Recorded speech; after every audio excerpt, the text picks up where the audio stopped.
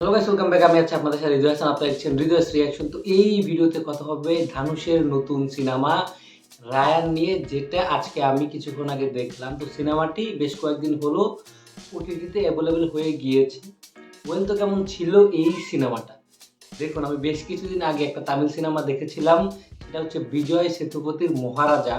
এবং এই যে সিনেমাটা, এই দুটো সিনেমার মধ্যে একটা জিনিস কমন, সেটা হচ্ছে যে সিনেমাটার গল্প কোথাও গিয়ে সাধারণ নয়। মানে কোনো একটা জায়গাতে গিয়ে গল্পগুলো অসাধারণ হয়ে যায়। এবং এই সিনেমার গল্পটা লিখেছেন ধানুষ নিজে এবং পরিচালনা সে নিজেই করেছেন, যেটা আমার কাছে দুর্দান্ত লেগেছে। এবং এই মুভির ফার্স্ট হাফ জিনিসটা এমন, যেটা দেখতে আপনার খুব বেশি ভালো লাগবে এবং আপনি চাইবেন গল্পটা এভাবে শেষ হোক এবং এরপরে কি হবে সেটা জানার জন্য আপনি উৎসাহিত হবেন। কিন্তু যখন এই গল্পের মেন টুইস্টটা আপনার সামনে আসবে এবং গল্পটা তারপর থেকে যেভাবে চলবে, সেটা কোথাও গিয়ে সাধারণ অডিয়েন্স বা আপনি চাইবেন না, এবং আপনি যেটা চাইবেন গল্প সেভাবে শেষ হবে না। এখানে গল্পটা যেটা বলা হয়েছিল যে ধানুষ এবং তার দুই ভাই এবং তার বোন, যাদেরকে ছোটবেলা থেকেই ধানুষ নিজে বড় করেছে, এবং তাদের ওইখানে দুটো গ্যাং রয়েছে, এবং এই দুটো গ্যাংয়ের মধ্যে কিভাবে ধানুষের পরিবার পড়ে যায় এবং কিভাবে তারা এখান থেকে বের হয়ে আসে, এই বিষয়টা নিয়ে হচ্ছে এই মুভির গল্পটা। তো এই গল্পটাতে এরা মানে অনেকটাই তাদের যে মহাভারতের মাইথোলজিক্যাল রেফারেন্স রয়েছে সেটা এখানে ইউজ করেছে। ধানুষ এখানে রাবণের ভূমিকায় রয়েছে। সে তার বোনের জন্য কি করতে পারে এবং তার বোন তার ভাইয়ের জন্য কি করতে পারে, সেটা আপনারা এই গল্পে দেখতে পাবেন। কিন্তু এর যে শেষ ভাগের অংশটা, সেটা কোথাও গিয়ে আপনাদের পছন্দ মতো নাও হতে পারে।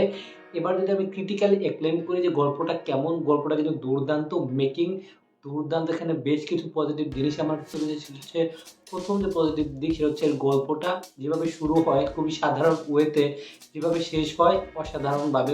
গল্পটার টুইস্ট যখন আসে এবং গল্পটা যেভাবে শেষ হয়, সেটা নিয়ে আমার একটা কমপ্লেন রয়েছে। এবং এর সেকেন্ড যে পজিটিভ দিক, সেটা হচ্ছে টেকনিক্যালি সিনেমাটা দারুণ। ধানুষ যেভাবে সিনেমাটা পরিচালনা করেছেন, যেই লেভেলের ক্যামেরার কাজ আপনি এখানে দেখতে পাবেন, এবং অ্যাকশন কোরিওগ্রাফি থেকে সিনেমাটোগ্রাফি, এক কথায় দুর্দান্ত। থার্ড পজিটিভ দিক হচ্ছে এই সিনেমায় পারফরমেন্স। ধানুষ দুর্দান্ত অভিনয় করেছে এবং প্রত্যেকটা ক্যারেক্টার এমন নয় যে ধানুষ পুরোটা জুড়ে একাই রয়েছে। কারণ ধানুষের যারা দুইটা ভাই রয়েছে এবং তার যে বোন, ভিলেন থেকে শুরু করে প্রত্যেকটা ক্যারেক্টারকে স্পেস দেওয়া হয়েছে। বিষয়টা এমন নয় ধানুষ একাই সব কিছু করছে শুরু থেকে শেষ পর্যন্ত। প্রত্যেকে খুব সুন্দরভাবে স্পেস দেওয়া হয়েছে এবং তারা সকলেই দুর্দান্ত অভিনয় করেছে। ফোর্থ যে পজিটিভ দিক, সেটা হচ্ছে এই মুভির ইন্টারভাল সিন। আমার কাছে ইন্টারভাল সিনটা দুর্দান্ত লেগেছে। যেভাবে ওখানে অ্যাকশনটা তারা দেখিয়েছে এবং যেভাবে ধানুষ এবং তার পরিবার এক্সপোজ হচ্ছে, সেটা কিন্তু দেখবার বিষয় ছিল। এবং তারপরেও সিনেমাটা যেই গতিতে যায় সেটা বেশ ভালো। এই সিনেমার যে নেগেটিভ আমার কাছে দিক লেগেছে, সেটা হচ্ছে যদি সাধারণ দর্শকদের পার্সপেক্টিভ থেকে বলি, মেইন টুইস্টের পরে সিনেমাটা যেভাবে এগোয়, সেই জিনিসটা আমার কোথাও গিয়ে গল্পটা মানে শুরু থেকে যেভাবে এগোচ্ছিল, আমি পার্সোনালি ওইভাবে চাইছিলাম না। ওই জিনিসটা আমার কাছে মনে হয় গল্পটা কোথাও গিয়ে স্লো হয়ে যায়। এর আরও একটা নেগেটিভ দিক, সেটা হচ্ছে ইমোশন। সিনেমাটি খুবই ইমোশনাল একটা সিনেমা এবং এখানে ফ্যামিলি ড্রামাটা খুব সুন্দর করে দেখানো হচ্ছে। কিন্তু তারপরেও কোথাও কোথাও গিয়ে আপনি যে ফাইনাল মোমেন্টগুলো রয়েছে, সেখানে ইমোশনটা ওইভাবে ফিল করবেন না, যেটা একটু ফেক লাগবে আপনার কাছে। তবে সিনেমাটা কিন্তু শুরু থেকে শেষ পর্যন্ত বেশ ইংগেজিং। কিছু কিছু জায়গায় আপনার মনে হবে জিনিসটা এরকম না হলেও পারতো, তারপরেও সিনেমাটা কিন্তু আপনাকে বেশ আনন্দ দেবে এবং আপনি পুরোটা সময় এনজয় করবেন। তো সিনেমাটা যারা দেখেছেন তার কাছে কেমন লেগেছে সেটা অবশ্যই কমেন্ট বক্সে জানাবেন। আর যারা এখনো দেখেননি তারা অবশ্যই সিনেমাটা দেখে নিতে পারেন। সিনেমাটা আপনাদের বেশ ভালো লাগবে। এটাই বলা ছিল গাইজ। ভিডিওটা আপনাদের কেমন লাগলো সেটা অবশ্যই জানাবেন। ভালো লাগলে লাইক, কমেন্ট, সাবস্ক্রাইব করতে ভুলবেন না। দেখা হচ্ছে নেক্সট ভিডিওতে। Take care.